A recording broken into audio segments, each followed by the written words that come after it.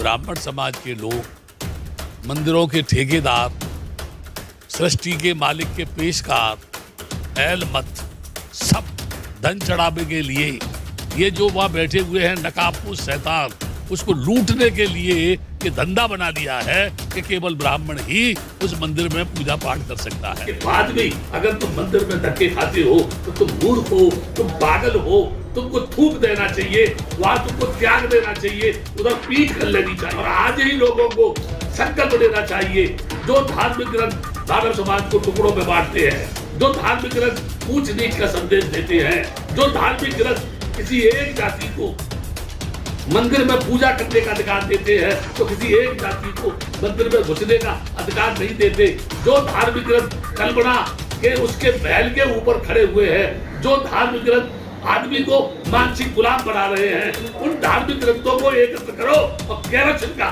तेल डाल के उस पर आग लगा दो, तब इस देश में आदमी की बुद्धि का विकास।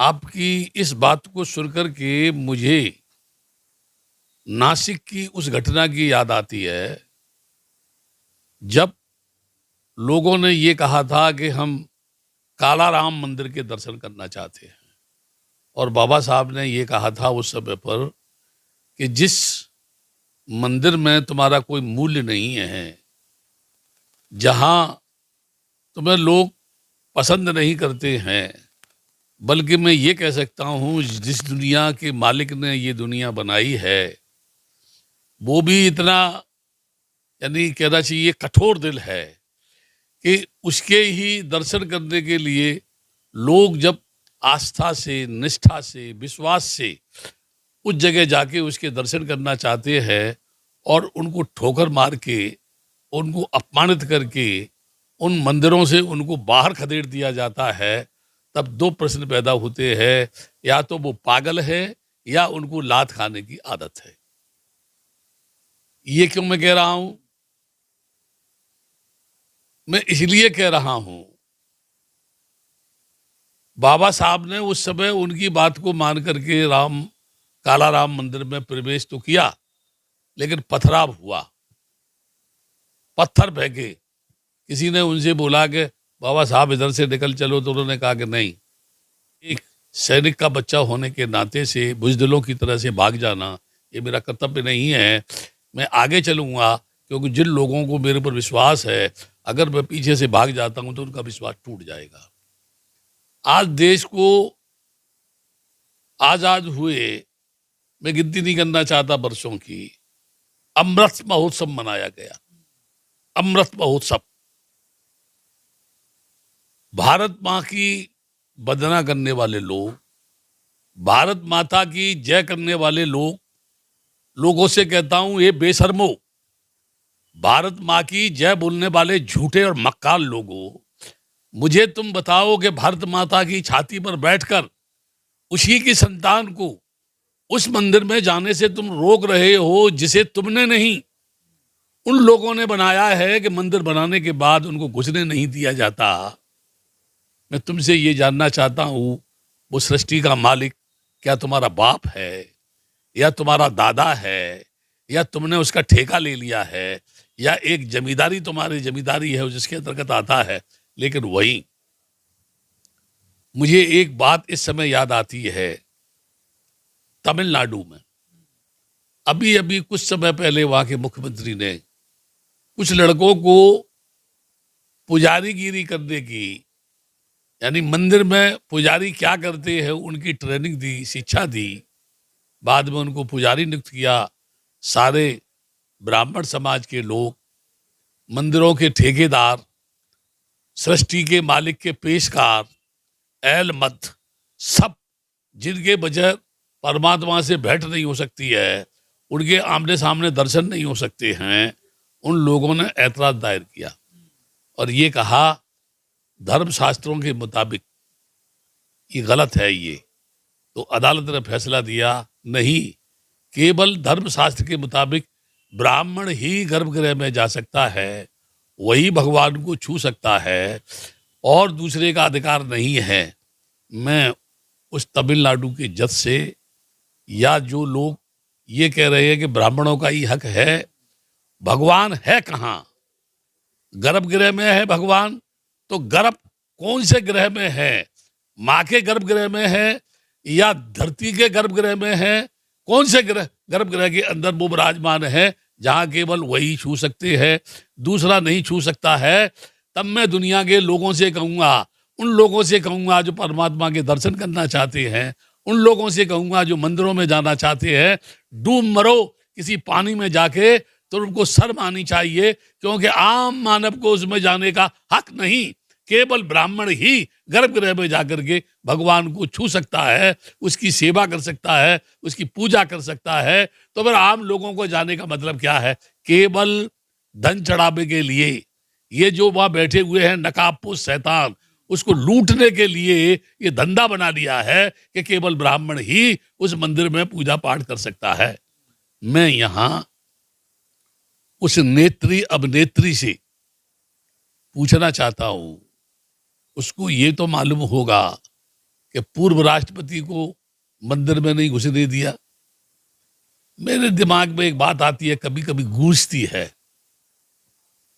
जब कभी भी इस तरह की घटनाएं घटित होती हैं, वो राष्ट्रपति सब कुछ कर सकते थे जिनको मंदिर में घुसने नहीं दिया गया। फिर राष्ट्रपति पद का मतलब क्या है, गरिमा का मतलब क्या है? नागरिकों से कहना चाहता हूं, सभी से, एक जाति से नहीं, सभी से कहना चाहता हूं, अगर महिला लोगों को जन्म देना बंद कर दे, तो जो तुमने हजारों लाखों मंदिर बनाए हैं उनमें कौन जाएगा? जिसने तुमको पैदा किया उसको ही तुम वहां जाने से रोक रहे हो। ये न्याय है या अन्याय है? फिर मैं ये कहूंगा, जब पैसे की डिमांड है तो क्या भगवान को उन्होंने खरीद लिया है? वो भगवान अंधा है क्या? उस भगवान को दिखता नहीं है? लगता है उस भगवान ने ही लुटेरों को सर्टिफिकेट दे दिया है? लगता है उस भगवान ने ही लोगों से कहा कि तुम लूटो मेरे नाम पर, तुम लूटो मेरे नाम पर? मैं तो ये कहूंगा, जब भगवान है ही नहीं, वो बोलता ही नहीं है, वो देखता ही नहीं है, वो गूंगा है, वो कान से बहरा है, फिर उसके सामने रुपया चढ़ा करके करोगे क्या? वो रुपया बेईमानों के हाथ में जाएगा, बदमाशों के हाथ में जाएगा। आज जितने भी हमारे देश के बड़े बड़े मंदिर हैं, ईडी नेताओं के जहाँ पड़ती है, ईडी किसी मंदिर में क्यों नहीं पड़ती है? उनके खजाने पे ईडी क्यों नहीं पड़ती है? ऐसा क्यों है? ऐसा इसलिए है, ये सब बेईमानों की चौकड़ी है। और विशेषकर मैं उस नेत्री अभिनेत्री से कहूंगा कि वह अलग जगाए भारत की धरती पर, जहां नारी का सम्मान नहीं है, जहां महिला का सम्मान नहीं है। वो महिला जो है पुरुषों का गला पकड़ के पूछे, हमारे बगैर तेरे अस्तित्व का कोई भी जो है अस्तित्व नहीं है तेरा। क्योंकि कहते हैं महादेव में आदि पार्वती है, आधे शंकर है। तो हर नारी के अंदर आधी औरत है, आधा नर है। नर और नारी एक में ही हैं। फिर इस धर्म प्रधान देश में महिला के ऊपर अत्याचार क्यों? यही नहीं, कहीं पानी पीने पर हत्या होती है, कई औरतों को नंगा जो है थाने में खींचा जाता है, कहीं उनकी बेइज्जती की जाती है, कहीं उनके हाथ पैर काटे जाते हैं, कहीं उनको लूटा जाता है। सैकड़ों संस्थाएं बनती हैं, सैकड़ों नेता बनते हैं, सैकड़ों नेता ठेका लेते हैं बाबा साहब के मिशन को पूरा करने के लिए। बाबा साहब ने कहा था संगठित रहो, हजारों लाखों टुकड़ों में ये समाज बट गया।